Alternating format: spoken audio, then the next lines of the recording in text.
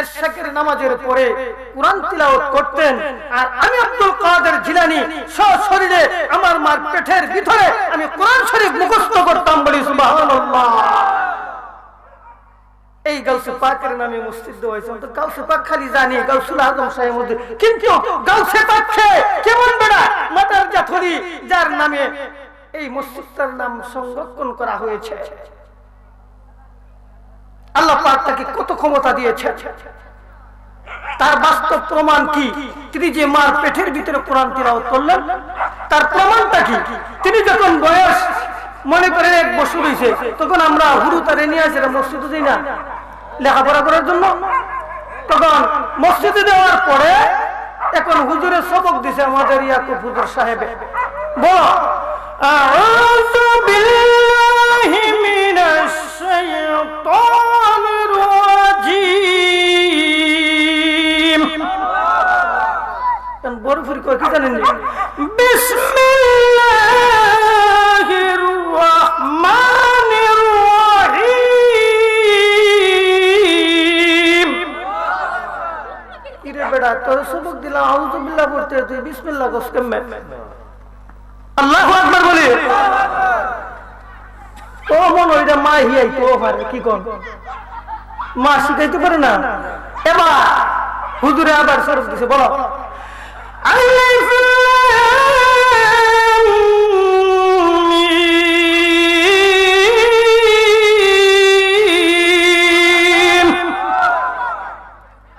বড় বড় আব্দুল কাদের জিলানী আলিফ লাম মিম তিনা পুরিয়াতিনি বলেন যালিকাল কিতাবু লা রাইবা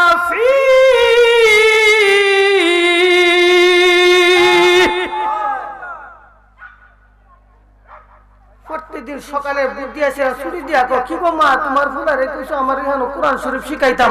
আমি বলি আলিফ লাম মিম, তোমার ছেলে কয় যালিকাল কিতাবু লা রাইবা ফি। আমি তোমার সন্তানকে শিখাই কুলিল্লাহুম্মা মালিকাল মুলকি তুতিল মুলকা মান তাশা। তোমার ছেলে কয় ওয়া তুইজ্জু মান তাশা ওয়া তুযিল্লু মান তাশা। জোরে জোরে বলি সুবহানাল্লাহ। তার বাস্তব প্রমাণ পেটের ভিতরে যেন তিনি 18 চিপারা কোরআন মুখস্থ করেছেন। হুজুরে যদি দেয় একটা, সে বইয়ের বিপরীত আয়াত। এই গাউসুল আজম পিরানে পীরে দস্তগীর আব্দুল কাদের জিলানী, দেখছেন তিনি কিভাবে গাউসুল আজম হয়েছে। আমরা আরো শান বলে থাকি, কি বলি জানেন? আরে রমজান মাসে জন্ম তাহার, রাতের বেলা জন্ম হয়, দিনের বেলা দুধ খান্না সে, তাতে পীরের রোজা হয়। আল্লাহু আকবার বলি। তিনি রমজান মাসে জন্মগ্রহণ করেছেন। রাতের বেলা যখন সুবে সাদিক এর সময় হয়, তখন মুয়াজ্জিন যখন আযান দেয় মসজিদে, আমরা কই তাড়াতাড়ি এখানে বন্ধ করো, ওখানে হাইলে রোজা হইতো না, ঠিক না বেটি? কিন্তু বড় পীর আব্দুল কাদের জিলানী রহমাতুল্লাহ আলাইহি যখন কুলে রাতে শুধু জন্মগ্রহণ করেছেন, যখন সুবে সাদিকের সময় মা দুকিনী তার স্তন দেয় তার মুখে দুধ পান করার জন্য, এখন দেখা যায় তিনি মুখ ফিরে ফিরে রাখে, দুধ মুখে দেয় না। মা বড় চিন্তিত, আমার সন্তানরা ডাক্তারের কাছে নিয়ে যেতে হবে, বড় রোগ হয়ে গিয়েছে। বলে কি হয়েছে? বলে রাত্রে জন্মগ্রহণ করেছেন, কিন্তু দুধ তো পান করেন না। যদি সমস্তটা দিন এইভাবে থাকে, তাহলে সন্তান মারা যাওয়ার সম্ভাবনা থাকতে পারে, ঠিক না বেটি? এখন তো বড় চিন্তা ভাবনার মধ্যে পড়ে গেছে। দেখি ওখানে কোনো কোনো হাসপাতাল, এই সমস্ত হাসপাতাল নাই, বহু দূরে নিয়ে যেতে হবে। এইভাবে অনেক করতে করতে যখন রাত্রে যখন সন্ধ্যা হয়ে যায়, মুয়াজ্জিন যখন মসজিদের মাধ্যমে আযান দেয়, আল্লাহু আকবার আল্লাহু আকবার, তখন আল্লাহ নই মুখ নিয়ে আসে মা তো তার মাঝে ওই দুধের স্তনের মাধ্যমে নিয়ে বসানো শুরু করে দিছে। আল্লাহু আকবার বলি। মা যখন দুধ দেয় কটখট করে দুধ খেয়ে পান করে। এই জন্য বলা হয়েছে রমজান মাসে জন্ম তাহার, রাত্রের বেলা জন্ম হয়, দিনের বেলা দুধ কান্না সে, তাতে পীরের রোজা হয়। তাই তো হলেন গাউসুল আজম পিরানের পিরানি, তোমার নামের গুণে আগুন হয়ে যায় পানি। আল্লাহু আকবার বলি। আজকে সেই গাউসে পাকের স্মরণ স্মৃতিতে এই মাহফিলগুলো এখানে দিয়েছেন। গাউসে পাক জানেন কি জানেন না? দেখেন কি দেখেন না? অবশ্যই দেখেন। কেমনে দেখেন তার একটা বাস্তব প্রমাণ। গাউসে পাক বড় পীর আব্দুল কাদের জিলানী রাহমাতুল্লাহি আলাইহি যখন কোরআন শরীফ তিলাওয়াত করতেন, আমাদের ঘরে কিন্তু মা দুকিনী যে কোরআন শরীফ তিলাওয়াত করতেন, আমরা যখন তিলাওয়াত আছে কি কোন আছে? তাহলে মা তিলাওয়াত করুন, কিন্তু আমাদের দেশে যে দামি দামি টিভি গুলো আছে না, ক্যামেরা আছে, মোবাইল গুলা, এগুলা দেখবেন রাত খেলার পরে দেখবেন ঘুমাইবার আগে বালা একটা নাটক ধরে ফুট স্টার চলছে নি, স্টার চলছে। তো এগুলো দেখতে দেখতে গভীর রাত হয়ে যাবে, ঘুমাইয়া জায়গা। একটা কথা আমার স্মরণ হয়ে গেছে, এক জায়গায় আমাকে দাওয়াত দিছে যাওয়ার জন্য। উনির বাড়িতে দাওয়াত দেওয়ার পর আমি গেলাম, যাওয়ার পরে উনার ঘরে খানা মিনা নাই, আরেক ঘরে নিয়ে বইছে। তো আমি বললাম, হেই ঘরে করে আপনার ঘরে কি হয়েছে? তো উনি আর কোনটা কোনা, ওই ঘরের লোকে কয় হুজুর জামাই বউ কাজে লাগিয়া বউ ওখান থেকে গেছে গা, এর লাগে এখন আপনার দাওয়াত দিয়ে দিচ্ছে, এর লাগে আমার ঘরের মাধ্যমে আয়োজন করছে। আমি কইতে জামাই বউ কাজে লাগলো করে, কাজে লাগছে করে জানেননি? বলে কি জন্য? বলে তাদের ঘরে একটা টিভি আছে, জামাই আর বউ দুইজনে মিলে টিভি দেখতেছে। দেখতে দেখতে দেখতে দেখতে জামাইও ঘুমাই গেছে গা, বউ ঘুমাই গেছে গা। পরের দিন 8টার সময় ঘুম থেকে উঠে দেয় টিভি চলতেছে। তখন জামাই কয় কিলো আমি না কাম কাজ থেকে এসে ঘুমাই গেছি গা, তুই ঘুমার পরে টিভিটা বন্ধ করতে পারলে না? আমি কেন করবো? আমি তো দেখতে দেখতে তোমার লাহান ঘুমাই গেছি গা, তুই কি কোনো কামও গেছলে আদায় হাস সারা চলতে চলতে টিভিটা আইসি চলে দিত গা। এই তর্ক বিতর্ক লাগতে লাগতে লাগতে লাগতে জামাই বউ কাজ করে বউ গেছে ঘর বাইরে। কিন্তু কোনদিন তো শুনলাম না কেউ কাছে স্ত্রী কোরআন তেলাওয়াত করতেছেন, প্রত্যেকদিন কেন কোরআন তেলাওয়াত করে? এই জন্য জামাই একদিন কাজে লাগতে শুনছেন। এটা লিয়ে কাজে নাই, মোবাইল লিয়ে কাজে, কেবল সিটি লাগিয়ে কাজে।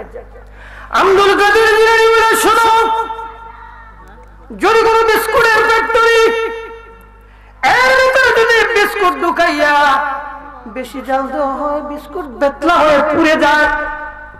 কম জাল দিলে বেতলা হয়ে যায়। ঠিক তেমনি ভাবে মার গর্ভে যখন সন্তান ঢুকে, শরীরে যখন 7 মাস 8 মাস 9 মাস হয়, পূর্ণাঙ্গ বডি নিয়ে যখন সে পেটে থাকে, তখন যদি মা কোনো নাচ দেখে, গান দেখে, বিভিন্ন ধরনের স্টার মার্কা জলসা দেখে, এই সন্তান পৃথিবীর বুকে এসে কখনো কোনোদিন ওরে আল্লাহ জন্মগ্রহণ করবে না। কিছুদিন আগে আমি এই জকিগঞ্জে একটা আলোচনায় গিয়েছিলাম।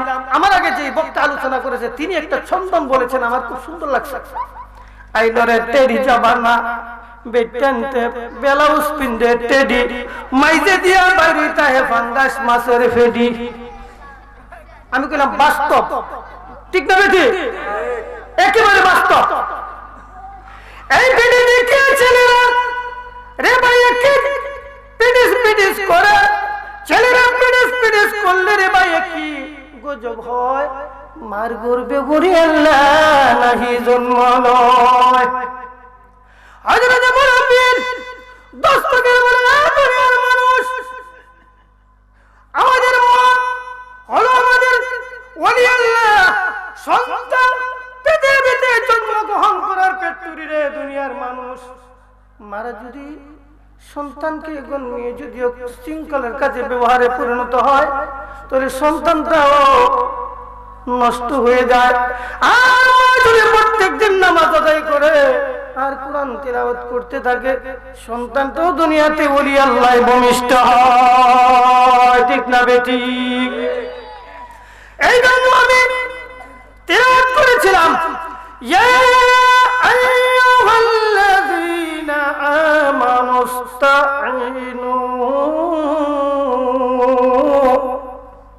আল্লাহ পাক ডাক দিয়ে বলেন, হে ঈমানদারগণ, হে ঈমানদারগণ, বিশ্বাসীগণ। এখন ঈমানদার কারা? যারা আল্লাহ এবং আল্লাহ রাসূলের উপর ঈমান এনেছে, তারা ঈমানদার, ঠিক না বেঠিক?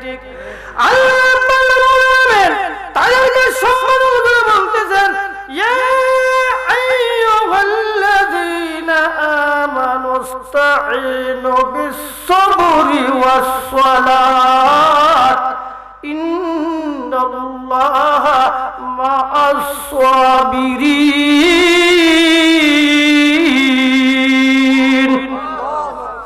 আল্লাহ বলেন, হে বান্দাগণ, তোমরা ধৈর্য এবং সালাতের মাধ্যমে আমি আল্লাহ পাক রব্বুল আলামিনের কাছে তোমরা সাহায্য প্রার্থনা করো। কার কাছে? কিসের মাধ্যমে? ধৈর্য এবং সালাতের মাধ্যমে। ধৈর্য এবং নামাজের মাধ্যমে তোমরা সালাত প্রতিষ্ঠিত করো, আমার কাছে সাহায্য চাও। যদি আমার কাছে তোমরা ধৈর্য এবং সালাত কায়েম করে যদি আমার কাছে তোমরা সাহায্য চাও, আল্লাহ পরবর্তী আয়াতে বলেন ইন্নাল্লাহা মা'আস-সাবিরিন। নিশ্চয় ইন্না মানে নিশ্চয়, ইন্নাল্লাহা নিশ্চয় আমি আল্লাহ, মা'আস-সাবিরিন আমি ধৈর্য এবং সালাত বিহীনদের সাথে আমি আল্লাহ আছি। বলি সুবহানাল্লাহ। আচ্ছা, আল্লাহ যদি কোরআন শরীফ বলেন ইন্নাল্লাহা মা'আস-সাবিরিন, আমি ধৈর্য এবং সালাত কারীদের আদায়কারীদের পিছনে আমি আছি, তার কোনো বই আছে? আর কোন চিন্তা আছে? আল্লাহ যাদের প্রতি আছে তাদের কোন চিন্তা আছে, বই আছে? তাদের কোনো বই নাই। তারা কারা? আল্লাহর মাহবুব, তারা আল্লাহর সত্যবাদী, তারা ঈমানদার, তারা মুত্তাকিন, তারা আল্লাহর ওলি, তারা আল্লাহর বন্ধু। ঠিক না বেটি? কারণ তারা আদায় করেছেন, তাদের কোনো ভয় নাই। আল্লাহ পাক আরেকটি আয়াতে বলতেছেন রাদিয়াল্লাহু আনহুম ওয়া রাদু আনহুম যালিকা লিমান খাশিয়া রাব্বাহ। যারা ধৈর্য সবর করবে, যারা সালাত কায়েম করবে, আমি আল্লাহর প্রতি এই পবিত্র জবান দিয়ে সত্য কথা যারা বলবে, তারা হবে আমার মাহবুব, তারা হবে আল্লাহওয়ালা। আমি আল্লাহ পাক রব্বুল আলামিন তাদের প্রতি সন্তুষ্ট হয়ে যাব। আল্লাহ যদি আমাদের প্রতি সন্তুষ্ট হয়ে যায়, আর কোনো ভাবনা আছে? আর কোনো চিন্তা আছে? তারা কি আল্লাহর ওলি কিনা? তারা আল্লাহর ওলি। আল্লাহ ইন্না আউলিয়া আল্লাহি লা খাউফুন আলাইহিম ওয়া লা হুম ইয়াহজানুন।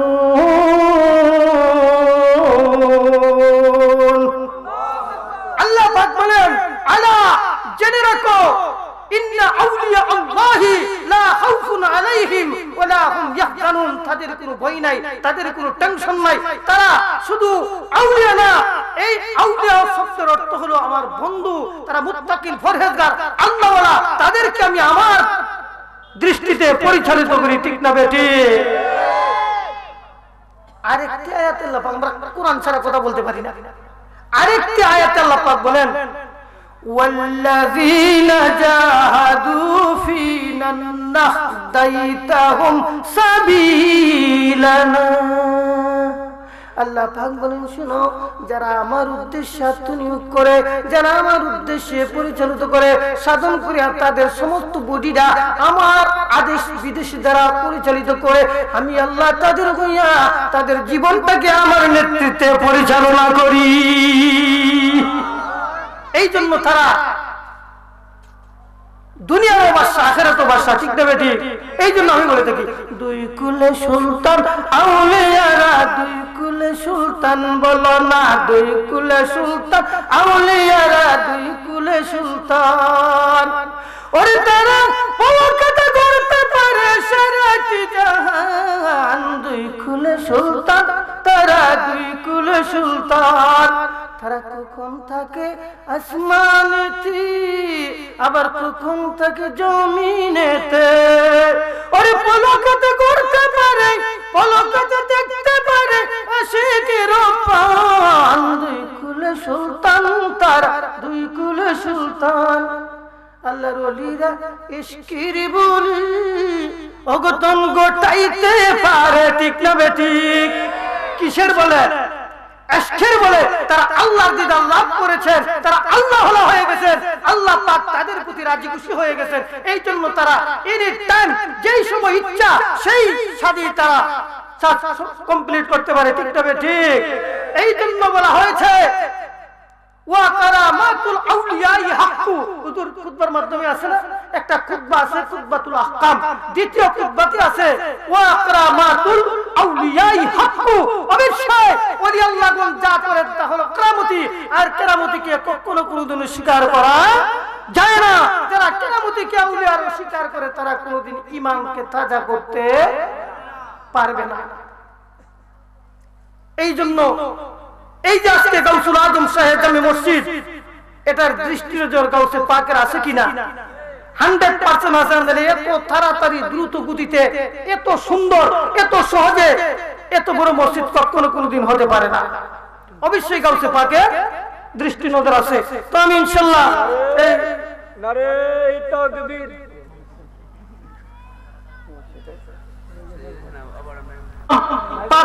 তিনি কত বড় দৃষ্টি নজর ছিলেন। উনার ঘরে উনার যে পাকঘর আছে না, পাকঘর প্রত্যেকটা খানকা শরীফে দেখবেন একটা পাকঘর আছে। ওই পাকঘরের মাধ্যমে একজন লোককে উনি খাদেম হিসেবে ডাল পাক করার জন্য রাখছেন। ডাল পাক করার জন্য, ডাল বুঝেন তো আপনারা, ডাল পাক করতেছেন। তো উনি ডাল পাক করতে করতে করতে করতে উনার 27 বছর চলে গেছেন। উনি একদিন মনে মনে ভাবলেন আমার জনতের গাউসুল আজম এত বড় পীর বুজুর্গ আল্লাহর ওলি হয়, মনে হয় ইনসাফ নাই। সুবহানাল্লাহ বলে কে কইতাছে? যিনি ডাল পাক করে ওনার ঘরে, মনে হয় ইনসাফ নাই হুজুরের। কেন হুজুরের ইনসাফ নাই? ওই কেন ইনসাফ নাই? হুজুরের দরবারে কত মানুষ আসে, কেউ রে ওলি বানায়া দেয়, হুজুরে কেউ রে ওলি বানায়া দেয়, কেউ রে আব্দাল বানায়া দেয়, কেউ রে দরবেশ বানায়া দেয়, কেউ রে সফি বানায়া দেয়। কিন্তু আমি নগণ্য গোলাম আজকে 27টা বছর ধরে ডাল পাক করি, হুজুরে আমারে যারা পরিমাণ কিছু দেয় না। মনে দুঃখ করে না? আমারে তো হুজুরে কোনো কিছুই দেয় না। মনে মনে দুঃখ করিয়া মনে মনে কষ্ট নিয়া হযরতে ডাল পাকুশি তিনি কো আর থাকতাম না, আর ডাল পাক করতাম না। কারণ 27টা বছর ডাল পাক করলাম, আমারে কুস্তা দেনা কত হাজার হাজার মানুষের ওলি আব্দুল দাউস কুতুব বানায় দিলা, আমারে কুস্তা দেয় না, তাহলে আমি আর এখানে থাকতাম না। এই কথাটা চিন্তা কইরা পাকুশির ঘর থেকে তিনি বাহির হইয়া মনে করেন টুহের বাজার গেছে গা। হ্যাঁ আমি গিয়ে মনে মনে কয় যে ঘরটার মধ্যে আমি ডাল পাক করতাম, রাখেন একটু আমি বলতেছি, এই যেই ঘরের মাধ্যমে ডাল পাক করতাম আমি তো আইসাই পড়ছি। আমি তো আইসা পড়ছি, আমার পরে তো আরেকজন রাখতো না। তো আরেকজন যদি রাহে তো আমি হুদুদি 27টা বছর এখানে গোলামি করলাম। তো আল্লাহ এমন একটা তৌফিক দিত, যে ঘরে 27 বছর আমি ডাল পাক করছি ওই ঘরটার মধ্যে আগুন লেগে যেত। দেখছেন কই গেছে তার সাথে সাথে তার বিশ্বাস।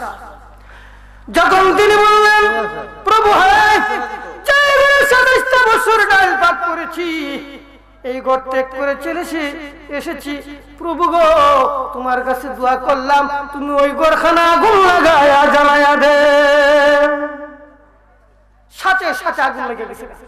যখন আগুন লাগছে সব মানুষ বরফের দস্তগীরের গুদামের মাধ্যমে আগুন লেগে গিয়েছে। কারা এসেছো আসো তাড়াতাড়ি আগুন নিভাই।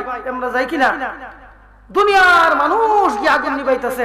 কিছুক্ষণ পরে আবার মায়া লাগে, আয় হায় রে যে ঘরটা আমাদের 27 বছর গোলামি করছে এই ঘরটা আমি জ্বালাই নিলাম।